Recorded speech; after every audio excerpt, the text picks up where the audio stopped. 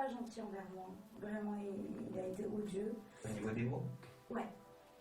Uniquement les mots? Oui. Oui ou non? Oui. Là, en gros, je t'explique. Son hésitation, ça veut dire ce mec, il m'a tapé ou il m'a mis sur la gueule. Et moi, ça me dérange, ça, tu vois, aujourd'hui. Ça se passait mal. On a pris la bonne décision parce qu'aujourd'hui, voilà, aujourd'hui, j'ai une W9, je la vois à la télé. Alors Leur mariée à tout prix? Oui, qu'elle voulait plus faire de télé. Ça t'a étonné? Ouais, beaucoup. Pourquoi? Dingue. Mais elle voulait le bon, de la notoriété et de personnage public. C'est-à-dire signer chez Wesley Event et prendre des cachets pour se mettre du cosmétique sur la tête. Voilà, de faire 20 stories par mois et d'empocher 3 fois son salaire qu'elle touchait. Parce qu'honnêtement, moi, je suis rentré pour une échographie testiculaire et j'en suis sorti avec des mots plein la tête sans savoir d'où ça venait. En 10 secondes, on m'a parlé de ablation, on m'a parlé de cancer, de métastases, de chimio, de rayons, de stérilité, congélation de spermatozoïdes. Et en fait, tu prends ça en réalité comme un coup de massue. Mais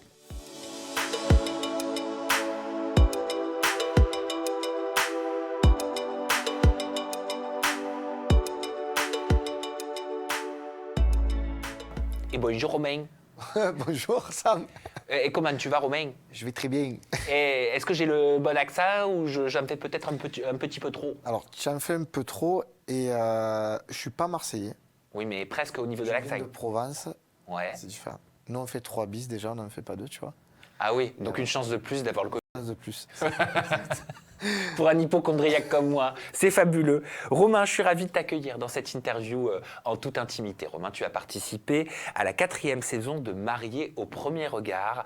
Tu es celui qui s'est marié au premier regard, qui s'était uni, rappelez-vous, sur M6, à Delphine. Vous étiez compatibles, c'est la science qui le disait, à 84%. Et Delphine, je l'ai d'ailleurs reçue sur ce canapé il y a peu. Delphine, très triste quand elle a parlé notamment de votre divorce. Tu l'as vu? J'ai vu l'interview Oui. dans son intégralité. Tu réserves tes remarques pour tout à l'heure? Je les réserve ou pas, il n'y a pas de souci. Moi, je te poserai quelques questions et je te ferai réagir. Et ton histoire dans Marié au premier regard, elle a été assez tonitruante aussi. Je me souviens, on en parlait avec Delphine, parce que alors que tu t'unissais, c'est pas évident à dire, au premier regard à Delphine, on apprend, un mois après la diffusion, que tu avais eu une relation avec une autre participante qui, elle, allait se marier avec un autre participant qui s'appelait Mathieu. Exact, c'est ça. C'est ça. Donc, tu pourras nous expliquer comment tu l'as vécu, comment ça s'est passé, comment ça a été géré en interne. Mais en tout cas, c'est vrai que c'était complètement inédit dans l'histoire de Marié au premier regard. Mais dans un premier temps, Romain, j'aimerais m'intéresser à ton histoire, à ton rôle de papa. T'es papa d'une jeune fille de 11 ans. J'ai 11 ans aujourd'hui. Une jeune adolescente presque. Jeune ado, presque. Ben oui, presque. Ça veut dire que tu étais en couple avec la maman et je crois que c'était ton premier amour. Exact, c'est ça. Tu peux m'en dire un petit peu plus? Oui, bon après ça va. Il y a un peu d'encre qui a coulé déjà sur cette histoire. En fait, donc voilà, j'ai été papa, j'ai eu la chance de pouvoir donner la vie à une petite fille qui s'appelle Amy, qui a 11 ans aujourd'hui. D'accord, elle en avait 6 ou 7 lors de la diffusion de Marié au premier regard. Et en fait, Amy, elle est issue d'une union en fait de mon premier amour, voilà, de mon amour de collège, voilà, avec qui, au fur et à mesure des années, après 10 ans de relation, voilà, on avait dit d'être parents et c'était une belle aventure. Comme j'expliquais, un des plus beaux métiers du monde que celui d'être papa, voilà. Elle a duré combien de temps, cette aventure avec la maman? On est restés 13 ans ensemble, jusqu'à l'âge de 27 ans. Est-ce que tu sais, en quelques mots, pourquoi tu étais tombé amoureux de cette femme? De cette jeune femme à l'époque? Putain, ça remonte. Alors en fait, c'était, tu sais, je vais te dire, les amours collège, c'est les amours, j'ai pas envie de dire le plus intense, parce que j'en ai vécu qu'un du coup au collège, mais j'ai presque envie de dire, c'est la pureté des choses. Tu regardes pas le niveau social, tu regardes rien en fait, c'est juste l'attirance de la plus belle fille du collège pour toi, puis vice versa peut-être pour cette jeune fille, tu vois, mais voilà, c'est là où tu t'élèves, c'est là où tu commences à devenir un petit peu adulte, à l'adolescence, 14-15 ans. Et voilà, et c'était important. Alors, on s'est élevé à deux, on a grandi quasiment cette adolescence, préadolescence, majorité à deux, toujours à deux. Donc c'était peut-être que c'était plus facile, ou peut-être un manque d'assurance de ma part, je sais pas, mais c'était en tout cas c'est l'amour pur, j'ai envie de dire, l'amour de Et Colette. est-ce qu'il n'y a pas un moment, quand on rencontre et qu'on se met en couple et qu'on fait un enfant avec son amour de jeunesse, d'adolescence, il n'y a pas un moment, la femme comme l'homme, où on se dit, tiens, je n'ai pas connu autre chose. Je n'ai pas connu d'autres relations intimes. Je n'ai pas connu d'autres formes d'amour. Mais si, mais ça, ça, tu sais, j'ai presque envie de te dire, ça va. C'était nos parents ou nos grands-parents qui pouvaient, je pense, ce n'est que mon avis, mais aujourd'hui, tu peux pas commencer une vie sentimentale et une vie de couple à l'âge de 14 ans. C'est pas possible aujourd'hui. Je pense que moi, ce qui m'a rattrapé un peu, ce qui m'a rattrapé dans tout ça, c'est évidemment qu'à 18 ans, je me retrouvais, par exemple, on avait déjà un logement, je me retrouvais, c'est bête à dire, mais je vivais la vie de mes parents. Je me retrouvais à faire une soupe de légumes le samedi soir, alors que ma place était peut-être au cinéma, en boîte de nuit. Enfin, on a grandi un peu trop vite, tu vois. Et moi, ça m'a rattrapé. Après, en fait, tu grandis à la maturité et tu essaies de reproduire ce que font des adultes ou tes parents. Est-ce que c'est ça qui a fini par être responsable de la rupture au bout de 13 ans? Non, non, non, non. Je pense je pense vraiment que je ne suis l'entier. J'en prends l'entière responsabilité de toute manière de cette séparation. Je pense que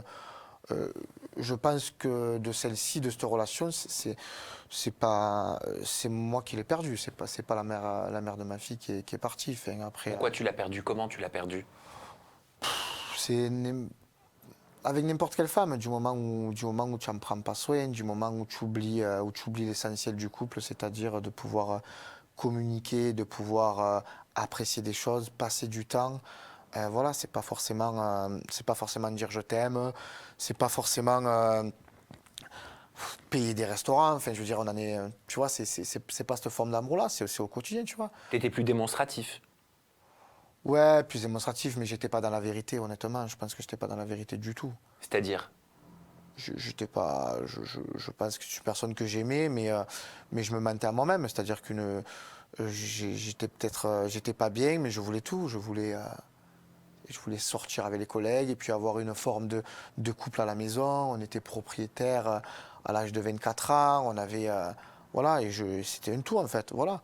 Mais voilà, c'est pour ça qu'aujourd'hui, avec le recul j'en prends l'entière responsabilité, honnêtement, c'était pas, voilà. Et cette rupture avec la maman de ta fille, elle a eu lieu bien sûr en amont de ta participation à Oui, Marié au bien premier sûr. regard. Parce qu'il y a eu un autre événement aussi qui peut être lié, je sais pas, ça c'est toi qui vas me le dire, à ta participation par la suite à Marié au premier regard, mais tu as connu un problème de santé Exact. qui t'est tombé dessus. Tu as eu un cancer, c'est ça. Exact. À quel âge, Romain? J'ai eu un cancer en 2017, donc j'avais 29 ans. Ok. Voilà, ouais, 28-29 ans. Donc en fait, oui, ça a été. Moi, j'ai eu deux grosses périodes dans ma vie. C'est pas des échecs, mais deux grosses claques, on va dire. Voilà, ça a été cette séparation qui m'a ouvert les yeux de toute manière, mais des bonnes claques, on va dire comme ça. Voilà. Et pour revenir à ce cancer, ouais, voilà, ce cancer, ça a été une autre étape de ma vie. Ça a été quelque chose que j'ai voulu tout d'abord vivre seul. Voilà, j'ai essayé de le cacher à mes parents ouais, non, voilà, ouais, qui étaient déjà. Mes parents, je suis issu d'une famille, je suis issu d'un remariage en fait, donc mes parents sont pas tout jeunes aujourd'hui. Et puis mes parents à l'époque, ils avaient pas d'autre chose à régler parce que si ma mère m'entend dire ça, elle va craquer. Mais non, j'ai voulu les protéger parce que je leur ai fait vivre pas l'enfer, mais j'ai une passion qui est la course camarguaise. On pourra en parler si tu veux, voilà, qui est très dangereuse. C'est un sport extrême où j'ai été maintes fois à l'hôpital, alors que voilà, donc mes parents se sont toujours fait du souci. Et là, j'ai dit, je vais pas leur faire, en plus de ça, un autre souci. Donc j'ai essayé de le vivre seul, au tout début. Pendant combien de temps, Romain, tu as gardé ton cancer pour toi? Oh, pendant quelques mois quand même. Jusqu'à que les médecins me demandent un peu si j'avais eu des antécédents dans ma famille et si ça pouvait être lié à un problème héréditaire en réalité. Et il a fallu que j'en parle à mon père. C'est un cancer des testicules. Voilà, exact, c'est ça. Sujet dont on ne parle jamais, quasiment, dans les médias. C'est dingue parce que jusqu'à ce moment-là, jusqu'à ce matin-là où je me suis levé et que je me suis découvert une petite grosseur à un testicule. En fait, autant entre amis, j'ai fait beaucoup de sport, j'ai côtoyé beaucoup de sportifs, beaucoup de centres de centres où beaucoup de sportifs sont réunis. Jamais j'avais entendu parler de ça. Et puis moi, j'étais très loin de tout ça, c'est-à-dire que j'ai jamais eu ça dans ma famille. Donc c'est pour ça que en gros, ça a été un choc, mais ça a été plus un choc parce qu'on est inculte, j'ai envie de dire. On n'est pas informé sur ce sur ce sujet. mot-là. C'est-à-dire que autant pour les femmes, Romain, elles sont poussées à se faire dépister le cancer du sein. Sûr. Il y a des campagnes Exact. qui sont mises en place par le gouvernement. Pour nous, les hommes, on ne nous parle jamais du dépistage, on ne nous parle jamais du cancer des testicules. Et pourtant, il y en a. Tu sais, quand nombreux spots publicitaires, quand on parle du cancer du rein, cancer du sein, pardon, de l'UTE, ça c'est vrai. Aujourd'hui, je pense qu'on est sur une forme de masculinité, de virilité, voilà, pour en avoir discuté avec mon urologue, avec mes médecins, tout au long de mon cursus. C'est vrai qu'aujourd'hui, en fait, l'homme avec un petit h, c'est-à-dire que la personne masculine, ne va pas chez le médecin. On va dire quand ça parle de partie génitale, a toujours peur, timidité, honte, voilà. Moi, j'ai mon urologue qui me disait, je reçois des mecs, ça fait 6, 8 mois, 1 an qu'ils ont mal, qui ont des grosseurs, et à partir de là, on est sur de la chimio extrêmement extrême, parce qu'on en a des métastases un peu partout dans le corps. Ça n'a pas été pris à temps. Voilà, ça n'a pas été pris à temps. Moi, j'avais ça depuis quelques mois. Tu avais des douleurs? Pas du tout. Pas du tout. J'ai eu une infection urinaire quelques mois avant. On ne savait même pas si c'était lié. D'accord. Et en fait, du coup, ben voilà, donc ça a été... au début, j'ai un peu... je pense que je suis tombé sur... et Dieu sait que j'adore le corps médical et Dieu sait que je pense qu'il faut... Avec peu de moyens aujourd'hui, en société française, je pense qu'il faut du bon boulot. Moi, je pense que j'ai eu la malchance de tomber sur quelqu'un qui m'a fait une échographie et je pense qu'il faut qu'il revoie sa manière de procéder ou sa pédagogie parce qu'honnêtement, moi, je suis rentré pour une échographie testiculaire et j'en suis sorti avec des mots plein la tête sans savoir d'où ça venait. En 10 secondes, on m'a parlé de ablation, on m'a parlé de cancer, de métastases, de chimio, de rayons, de stérilité, congélation de spermatozoïdes. Et en fait, tu prends ça en réalité comme un coup de massue, mais en fait, juste parce que tu n'es pas informé. Pas parce que tu as peur, parce que ça me... Je ne dis pas que j'ai jamais eu peur, mais sur ce sujet-là, je n'avais pas peur. Je me suis dit, tout se soigne aujourd'hui. Tu sais, je suis né en 88, donc en fait, en réalité, je suis né avec le progrès. Je suis né avec toutes ces choses-là, voilà. Donc je me suis dit, bon, voilà, il n'y a pas de souci. Et donc tu commences un cursus de santé, un cursus médical? De suite, en réalité. Tout de suite? J'ai eu la chance d'être soigné par mon médecin sportif, que j'embrasse, il s'appelle Michel, qui a de suite compris ce que j'avais en réalité. Et qui m'a dit, écoute, il m'a dit, tu vas dans le bâtiment d'à côté, tu vas chez l'urologue. Et voilà, donc à l'espace d'une semaine, en réalité, j'ai eu la chance de voir tous les professionnels de santé. L'urologue, c'est le spécialiste Ouais, de l'urètre? Exact. D'accord.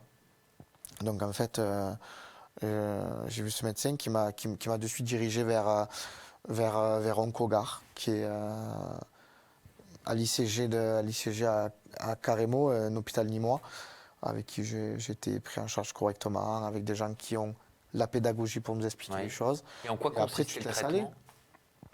Donc déjà, moi, il a fallu en réalité qu'on fasse un prélèvement. D'accord. Il a fallu qu'on fasse un Dans la prélèvement. testicule? Ouais. Dans le testicule, pardon. Exact. Et en fait, ce qui s'est passé, c'est qu'en fait, il n'y a plus de prélèvement, il y a eu une ablation. Tu étais en anesthésie générale? Oui. Et donc ça, tu l'as appris après? Ouais, mais c'était le deal du départ, en fait. Okay. Si c'était pas beau, on enlevait et on mettait une prothèse. Donc ablation, ça veut dire quoi? Ça veut dire qu'on enlève le testicule qui est à l'intérieur? Voilà, en fait, c'est une ablation d'un testicule. En réalité, c'est comme une ablation du sein. Donc, on enlève un testicule, on le remplace par une prothèse. Par une prothèse, donc ça veut dire que visuellement, de l'extérieur, on ne voit pas de différence? On ne voit pas de différence. Ok. Tu as une cicatrice? Une petite cicatrice au niveau de l'aine, en fait. D'accord. Exceptionnelle. Ok. Et est-ce qu'il faut réapprendre à vivre avec cette prothèse ou est-ce que ça te change rien, toi, après, une fois que l'opération est faite? Non, franchement, c'est pas... On n'est pas... moi, ça ne change pas ma vie. Alors, je ne suis pas timide du tout. J'ai aucun problème avec j'ai aucun problème encore. J'ai pas de timidité sur ça. J'irai voilà, aujourd'hui c'est comme ça. Et puis voilà, si on me le demande, j'en parle librement. Voilà. Il faut en parler. Je n'en parle pas au premier rendez-vous parce que c'est pas. Tu n'en parles pas au premier regard. Non, mais voilà, c'est pas des choses qui se disent comme ça. Parce que je pense qu'il faut prendre le temps et puis savoir la personne qui est en face. Personne qui est à l'écoute, pas à l'écoute, voilà. Si tu n'avais pas eu tous tes rendez-vous médicaux, si tu n'avais pas fait à temps ce qu'il fallait, est-ce que tu sais quels auraient pu être les différents scénarios? Les différents scénarios. Moi, aujourd'hui, j'ai une chimiothérapie. Je suis passé par chimiothérapie qu'on dit de contrôle, donc une chimiothérapie très, très simple et très faible. Je sais qu'aujourd'hui, c'est bête, mais quand j'allais en chimio quand j'allais en chimio, ben, c'est comment dire ça, mais tu étais dans des salles et puis si par exemple la semaine d'après il y avait quelqu'un que tu n'avais pas vu, tu te disais mais cette personne elle est où, est-ce qu'elle est partie, est-ce qu'elle n'était pas bien, voilà, donc tu te poses toutes ces questions. Mais après la finalité des choses évidemment, un cancer, d'une fois que tu as des métastases, voilà, aujourd'hui je ne vais pas t'expliquer le truc, mais une fois que ça monte, une fois que c'est présent dans plusieurs organes vitaux, ben voilà, il y a des non, ça a été pris à temps. Après moi j'invite toutes les personnes. Alors après, il ne faut pas devenir hypocondriaque, il ne faut pas devenir fou parce qu'on voit un petit truc. Voilà. Non, mais je veux dire, c'est pas le but aujourd'hui. Oui. Le but aujourd'hui, c'est de prendre soin de soi, c'est d'aller consulter quand on en a besoin, quand on a des symptômes. Voilà, les symptômes, c'est à la fois visuel, c'est des prises de sang de temps en temps, et voilà. Des prises de sang, pour n'importe quoi, on fait des checkpoints, et puis voilà. Oui, mais après c'est particulier aussi chez nous, dans notre société occidentale, c'est-à-dire on consulte quand il y a un symptôme. Exact. Voilà. Il y a d'autres pays où on essaie d'anticiper, où on vérifie, on fait des check-ups avant même d'avoir des symptômes. Je suis d'accord. Après, moi, je suis d'accord avec toi. Après, c'est l'hypocondriaque en moi qui parle. Non, mais c'est pas ça. Après, moi, je suis plus dans le truc de vivre. Tu vis, après, voilà, c'est sûr. Mais non, mais c'est une belle. Ça a été pour moi une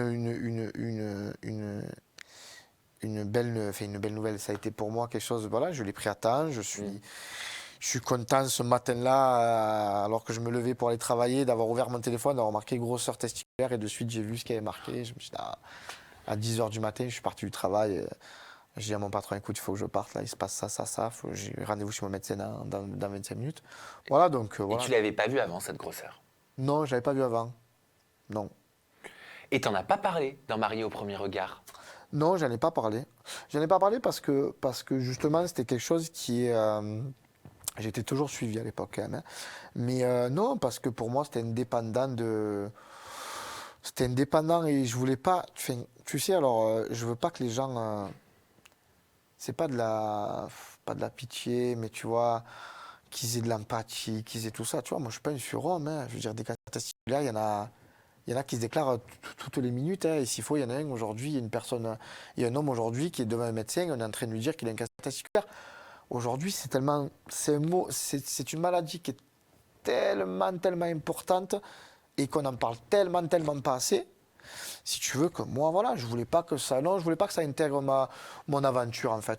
Tu savais que la lumière allait être mise dessus tout le long de l'aventure, quoi, sinon. Non, exactement. T'es un garçon intelligent, tu t'en doutais. Puis de toute manière, dès notre première diffusion, je me rappelle, c'était les 7 jours qui avaient direct trouvé l'info et puis voilà, c'était sorti déjà depuis quelques jours en réalité. Donc. Ah bon? Ouais, exact.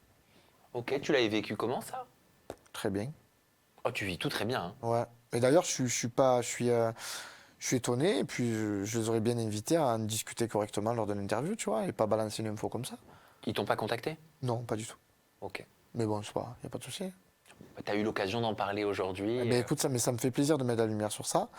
Et j'avais fait un post un jour, Instagram, tu sais, justement sur ça. Et j'aurais rêvé, tu vois, que par exemple, tu vois, le mot cancer devienne un sujet de bac, par exemple, tu vois. C'est bête, tu vois, mais voilà. Et très tôt, je m'étais lancé dans les associations. Et après, j'ai arrêté parce que ça me prenait... parce que je mettais beaucoup d'énergie dans de l'associatif. Alors qu'en fait, il fallait que je prenne soin de moi. Et surtout, j'avais un autre rôle, hein, celui de papa. Du coup, on en a parlé tout à l'heure. Et voilà, il ne fallait pas que j'abandonne non plus ce rôle-là. Bien sûr. Et je pense qu'un jour, je reviendrai dans le domaine associatif, dans ce niveau-là. Mais voilà, on a fait beaucoup à l'époque avec notamment le Point Rose et l'association de César de David Guibaud, avec qui on a parcouru pas mal de chemins. Mais voilà, j'ai préféré un peu mettre de distance parce que sinon on n'en sort pas beaucoup de ça, tu vois. Il ne faut pas que ça devienne un quotidien. Ta saison de Marie au premier regard, elle commence à être diffusée au mois de janvier. Ouais, C'est début ça. janvier, Et c'est au mois de février, et tu me l'as dit tout à l'heure Ouais. en off, hein, le jour de la Saint-Valentin, 14 février. le 14 février, que l'info sort. Grave, Alors qu'on te voit sur M6 te marier au premier regard avec Delphine, exact. les médias expliquent que tu aurais eu une relation intime avec une autre participante de Mariée au premier regard qui s'appelait Solène, qui elle était venue pour se marier avec Mathieu. Grave. Voilà. C'est une bonne information qui avait été relayée à l'époque. Elle est claire, elle est nette et elle est précise en plus. Tu ne la nies pas. Absolument pas. Ok. Et Delphine avait d'ailleurs réagi, on en parlera ça peut-être juste après, mais moi ce qui m'intéresse c'est de savoir comment, dans quel contexte tu as eu cette relation avec une autre participante de Mariée au premier regard qui n'était pas ta femme, qui venait pour quelqu'un d'autre, avant même que l'émission commence, C'est ça. et comment la prod l'a gérée. En fait, donc c'est archi simple. Delphine, elle a donné les grandes lignes sur cette aventure. Tu sais, il y a un casting. Delphine et moi, on est arrivés très très tard dans le casting. Moi, je suis arrivé, on était une douzaine, je crois, de mecs, tu vois. Et en fait, voilà, elle a très bien expliqué. On est resté 12 mecs. Sur les 12 mecs qu'on était, il y en a un qui a reconnu, parce que donc, pour passer à Marie au premier regard, durant le casting, il y a un canonge, en fait. C'est-à-dire qu'il y a un canonge, bon, ça c'est plutôt des termes policiers, mais il y a des photos. On te montre des photos de filles, d'accord, et en fait, mêlé à ces photos de filles, il y avait certainement les candidates, je ne me rappelle plus du tout.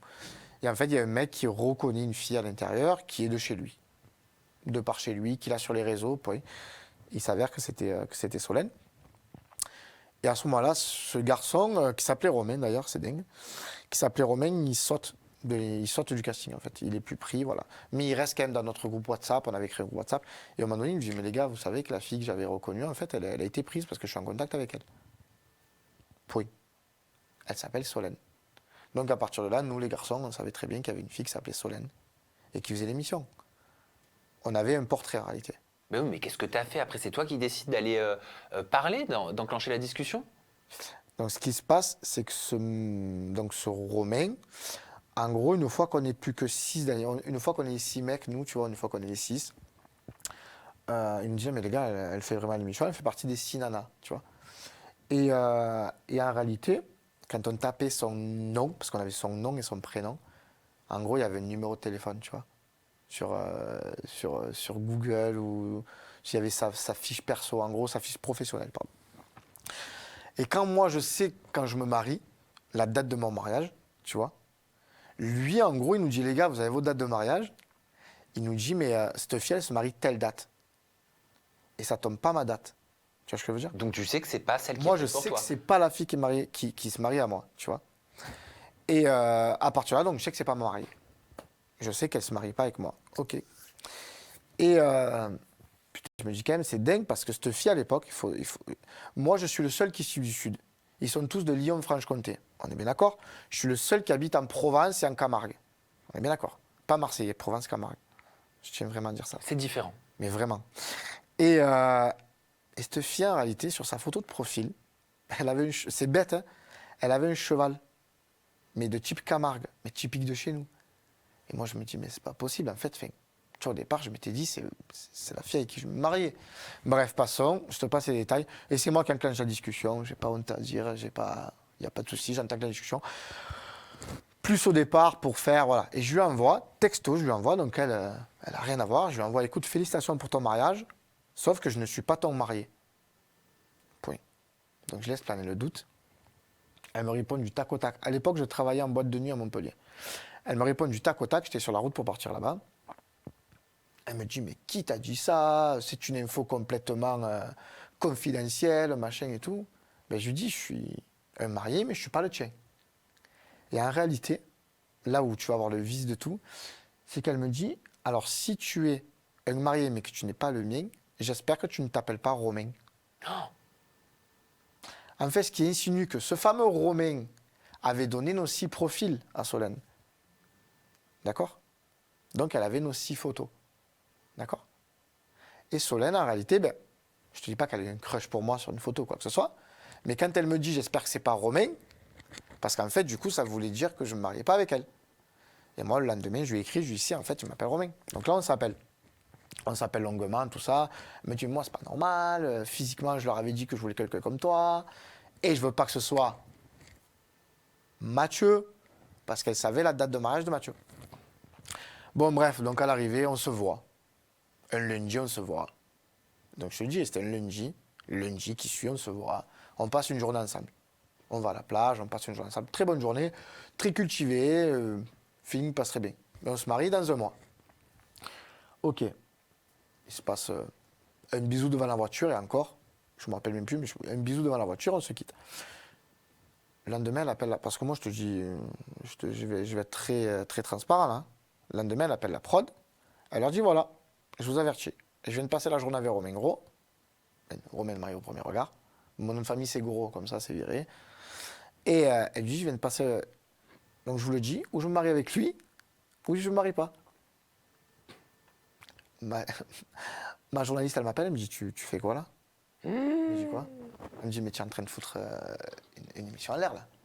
Mais je dis mais non, t'inquiète, Marie, c'était que j'embrasse d'ailleurs, Marie, et qui me dit Gina, mais t'inquiète, il n'y a rien, il ne s'est rien passé. J'ai passé la journée avec elle, il ne s'est rien passé, t'inquiète, ok, pas de souci. J'appelle Solène, je dis mais tu me fais quoi là? Et oui, et je sais que tu vas être un gros personnage de l'émission.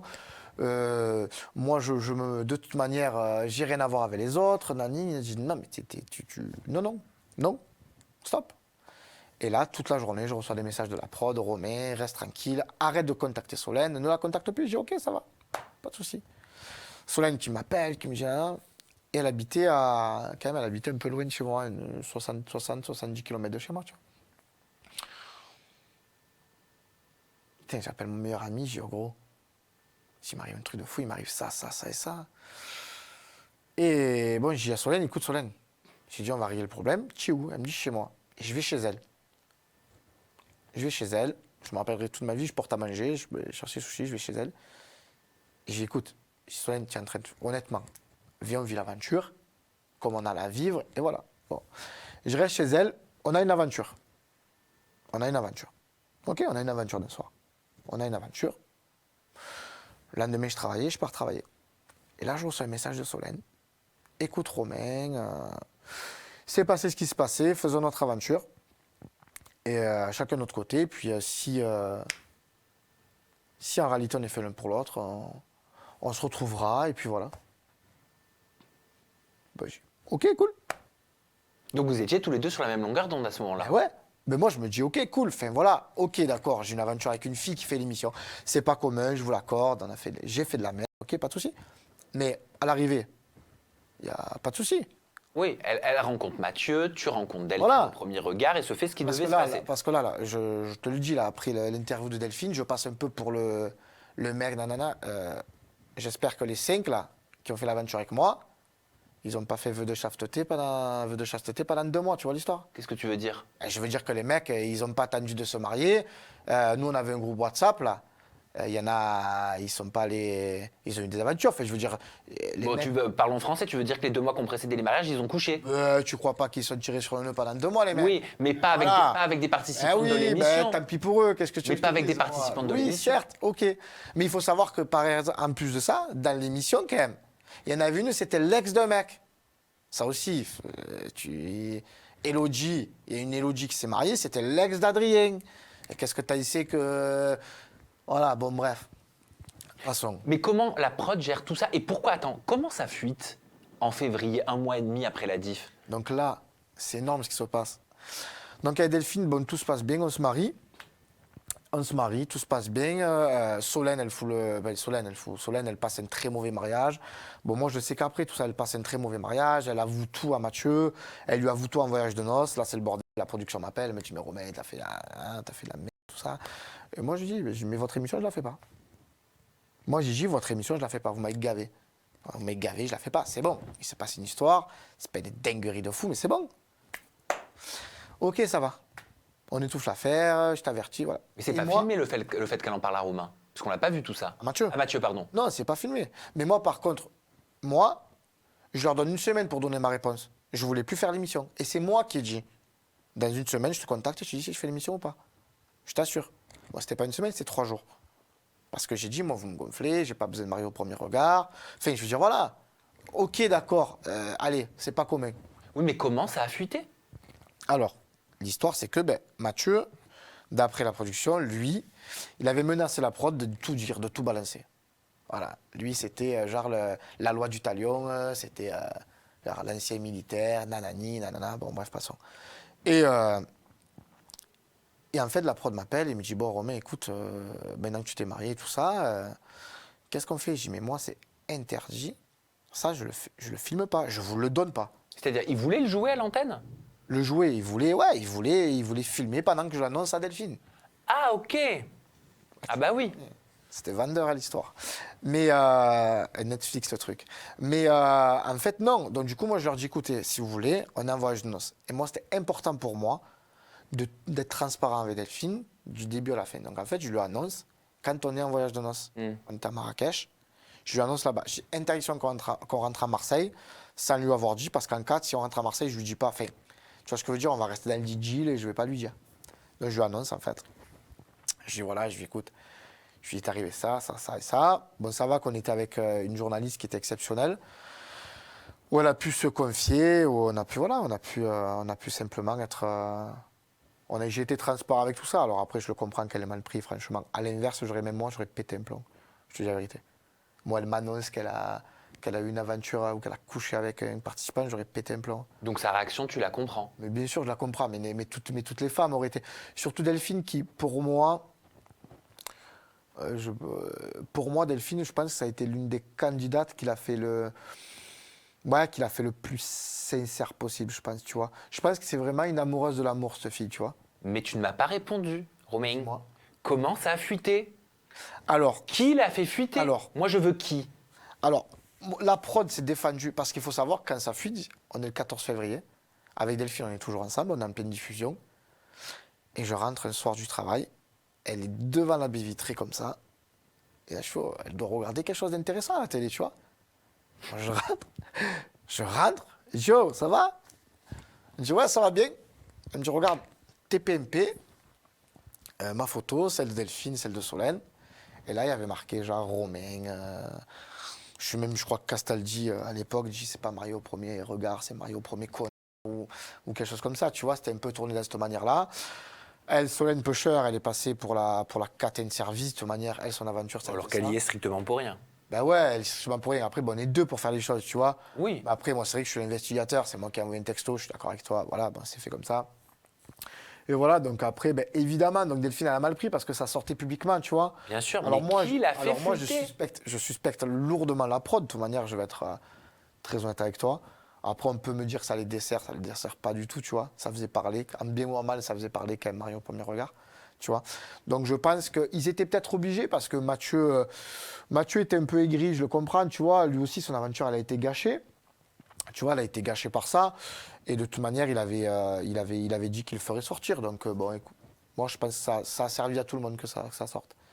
Il faut dire oui dans Marié au premier regard. Il faut impérativement se marier. Vous avez l'option du non ou pas?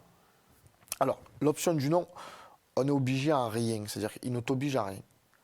Par contre, ce que j'ai compris et ce que j'ai vu et ce qu'ils m'ont fait comprendre, c'est-à-dire que, on va dire qu'en termes de production, ils veulent s'assurer de ta décision.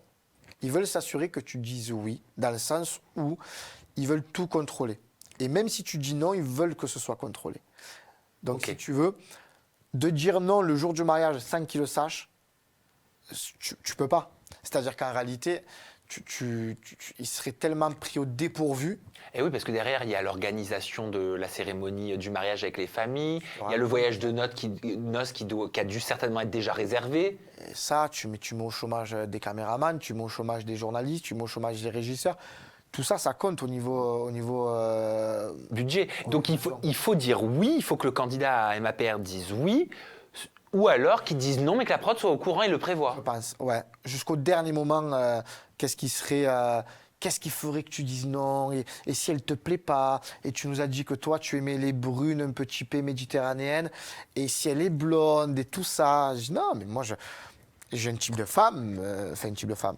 Je dis ça, mais oui, j'ai un type de femme, j'ai un type idéal de femme, mais après, je suis tombé sous le charme de Delphine, alors qu'au départ, au départ, je suis pas très blonde, tu vois, mais bon, ce jour-là, et puis je l'ai dit, je me suis jamais caché, elle est rayonnée, cette fille, elle était magnifique. Et toi, les psys, c'était Pascal de Sutter, c'est Et ça? après, j'étais basculé avec Estelle. Estelle Dossin. Ouais. Estelle Dossin qui est psy, mais il me semble, elle s'occupe pas aussi des castings d'MAPR.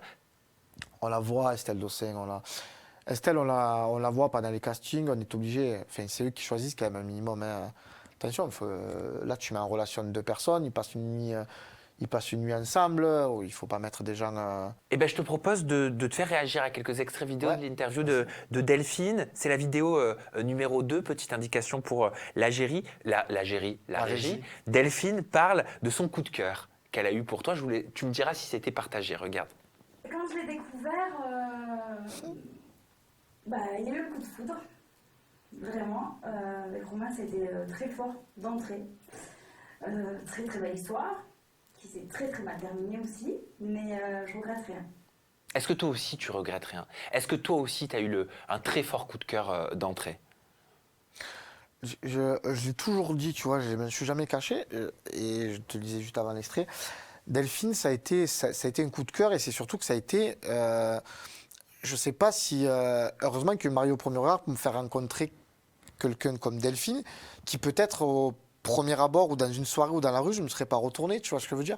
C'est pas, attention, elle me plaisait physiquement, mais ce n'était pas une attirance que j'aurais pu avoir, tu vois, par exemple. Et je regrette absolument rien, mais vraiment, ça a été un coup de cœur, et on peut appeler ça justement un coup de cœur, tu vois. Ça a été vraiment un coup de cœur parce que de suite, on a eu de très très bons rapports, on a été de suite dans la folie, tu vois. Mais dans la folie d'une émission de télé. C'est-à-dire que tout est décuplé. Tu regardes rien autour. En fait, tu es dans une bulle, tu es géré de A à Z, tu es vraiment dans une bulle. Mais donc, tu voulais pas vraiment te marier? Si, absolument. Ah, Tu voulais pas vraiment d'un engagement? alors, tu vois, là, tu vois, tu mets le point, tu mets vraiment le doigt sur le point où il ne faut pas se tromper dans Mario au premier regard.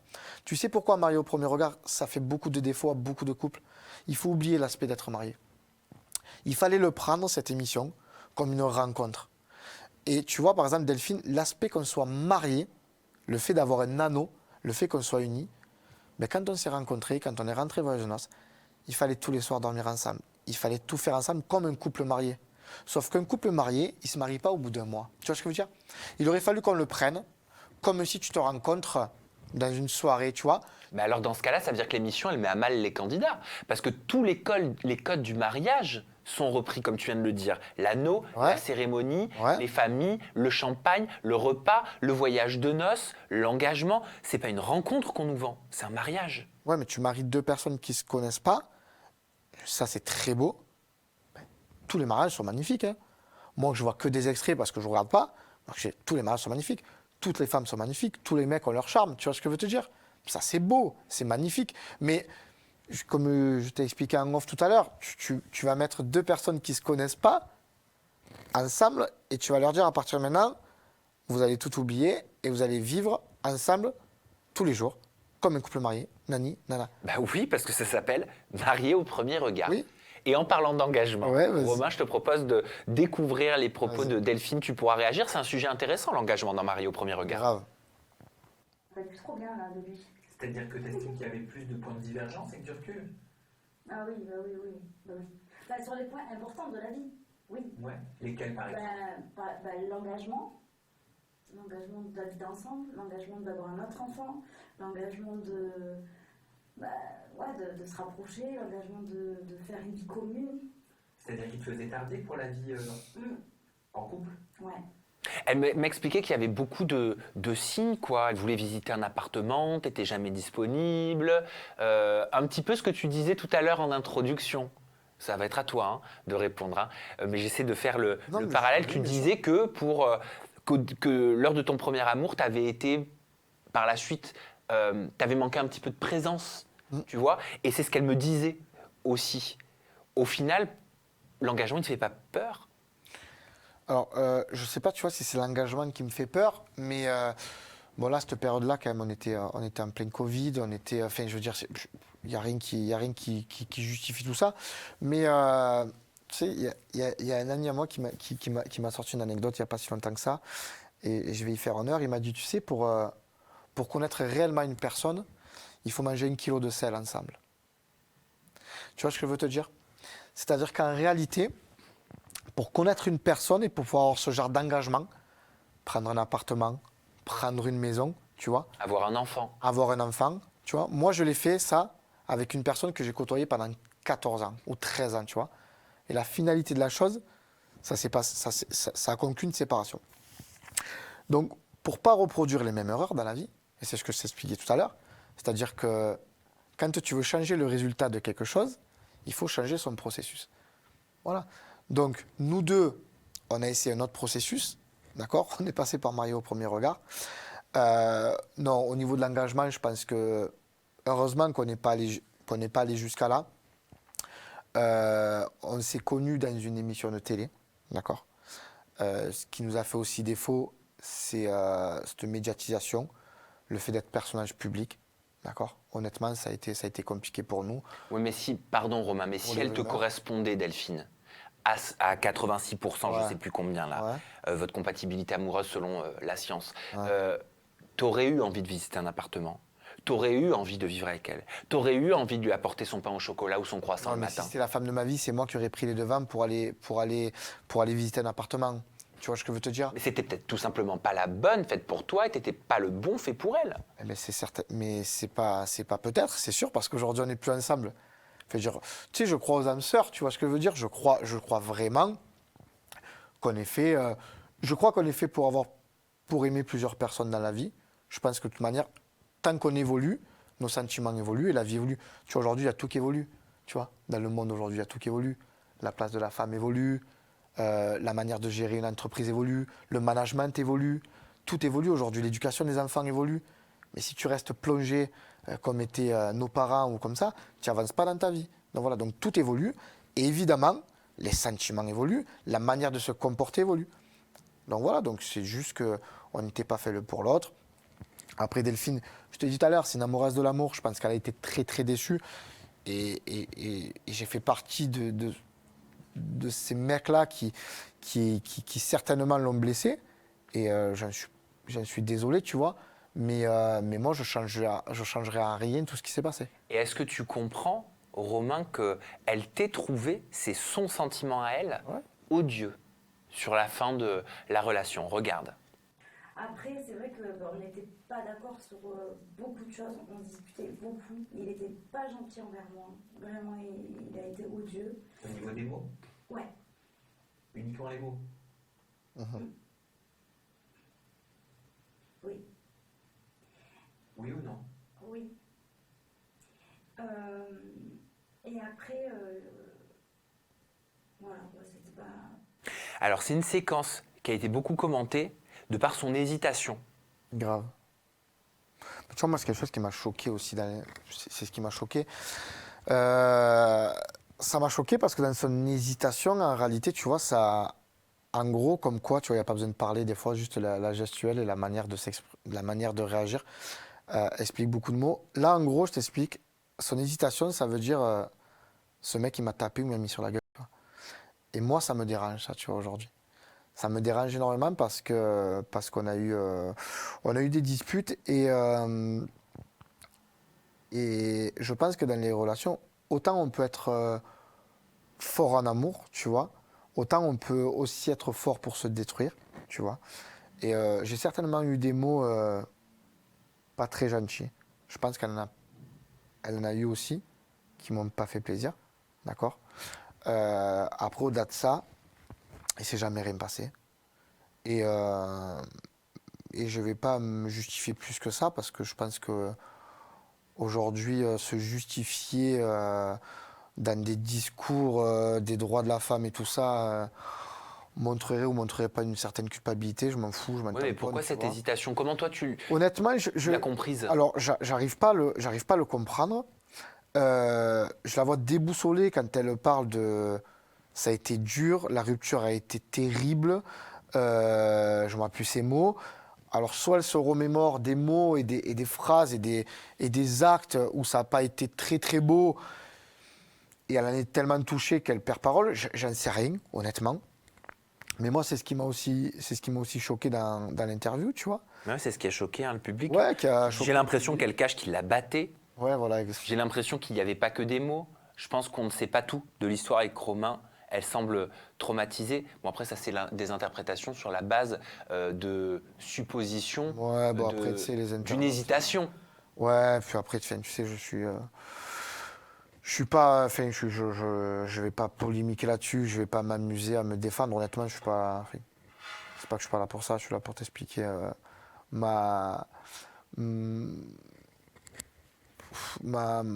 va dire mon aventure et tout ce qui s'est passé pour Marie et Delphine. Et je te dis, moi, ce que j'en retiens, c'est que le meilleur.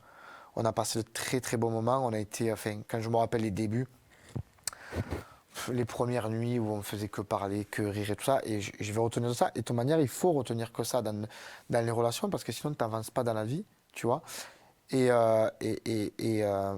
Mais vraisemblablement, ça a été un peu plus difficile pour elle. Mais je peux le comprendre. Hein. Notamment quand elle se remémorait le divorce, regarde. On a rompu. Et c'est lui qui a demandé le divorce? Non, c'est moi. Pour quel motif? Parce que là, ça allait plus et que l'évolution de notre couple n'était pas celle que je souhaitais. C'est assez vague. Mais il y a tout qui est vague, ça allait plus. Ben voilà, ça allait plus. De toute manière, on va pas se leurrer, ça allait plus. C'est elle qui a demandé le divorce. Mais après, dans ton interview, elle le dit, je l'aimais encore. Tu vois, dans le divorce, on a divorcé. Tu vois, donc on était à Marseille, on était avec nos avocats, on a divorcé. On est descendu, on s'est retrouvé en bas devant la porte une fois qu'on avait signé les papiers du divorce. Mais tu vois, on a eu un baiser. Tu vois, c'était fort. C'était fort, mais il y a des histoires dans la vie on l'a vécu, et puis basta, j'ai envie de te dire, tu vois. Elle le dit elle-même, il n'y avait pas d'évolution. Certes, ça venait de moi, peut-être, mais après, alors je fais quoi? Je reste avec elle? Je fais quoi? Ça ne va plus, je la trompe? Je fais quoi? Je fais le bâtard? Tu vois ce que je veux te dire? Donc c'est toujours pareil, j'ai l'impression qu'aujourd'hui, quand tu es un homme, et que tu veux, voilà, et que tu te regardes dans la glace, que tu te dis, écoute mec, tu vois, je sors d'une relation de 2 ans, tu vois, ça fait 6 mois que je suis plus avec la personne, tu vois, je me suis levé un matin, je me suis dit, écoute Romain, est-ce que tu vas accepter ça encore pendant des années? Est-ce que tu te vois vivre cette relation pendant 10 ans? Alors, soit tu es honnête, tu te dis non, tu lui expliques et tu prends le temps avec la communication, et tu lui dis, écoute, moi cette vie-là, elle ne me va plus, ok, basta. Ou alors tu restes par principe. Ah non, ça se fait pas. Mais non, voilà, je suis honnête, franc, ça se passait mal. On a pris la bonne décision parce qu'aujourd'hui, voilà, j'ai une W9, je la vois à la télé. Alors Leur mariée à tout prix? Oui, qu'elle voulait plus faire de télé. Ça t'a étonné? Ouais, beaucoup. Pourquoi? Dingue. Mais pourquoi? Dinguerie. Pourquoi? Parce qu'en fait, ça a été le sujet sensible de notre couple. C'est-à-dire que Delphine, en fait, on s'était mariés au premier regard dans une émission de télé-réalité. Mais elle voulait le bon de la notoriété de personnage public, c'est-à-dire signer chez Wesley Event et prendre des cachets pour se mettre du cosmétique sur la tête. Voilà, de faire 20 stories par mois et d'empocher 3 fois son salaire qu'elle touchait à l'époque. D'accord? Mais par contre, il fallait plus faire de télé, rien donner à nos abonnés. Elle n'avait pas compris le système de personnages de télé-réalité. D'accord? Vous ne deviez pas participer à une émission aussi ensemble, la bataille des couples? Bataille des couples. On avait signé la bataille des couples, exact. Ça aussi, ça a été le nerf de la guerre. C'est-à-dire que moi, je suis issu d'une famille immigrée espagnole où, enfin, je veux dire, on est des gens modestes. Moi, voilà, aujourd'hui, je me marie à la télé. On me dit, ben voilà, on va vous proposer de l'argent pour aller sur une île, participer à une bataille des couples, à des jeux, tout frais payé au soleil. Non, mais frérot, ok, elle est où l'arnaque là? Ça, je veux dire, bien sûr que j'accepte, moi. Je viens de me marier, mais alors, justement, on va voir on s'en fout. Tant demain, on ne sera pas là, tu vois. Ben, viens, on se fixe des règles, tous les deux, on se soude, et on fait ce qu'on a à faire, tu vois. Eh non, tu comprends, toi, t'as fait marier au premier regard pour faire de la télé. Non, je t'ai rencontré à la télé, on nous propose ça, faisons-le. On ne se connaît pas, on se connaît depuis 4 mois. C'est pour ça que tu as été surpris de la retrouver dans Mariée à tout prix. Et ouais, moi je me dis, attends, la fille, elle ne veut pas faire de télé, finalement elle se retrouve sur un truc où alors elle va encore mêler... Après, tant mieux, elle va mêler sa famille, tout ça, dans le même style de programme, tu vois.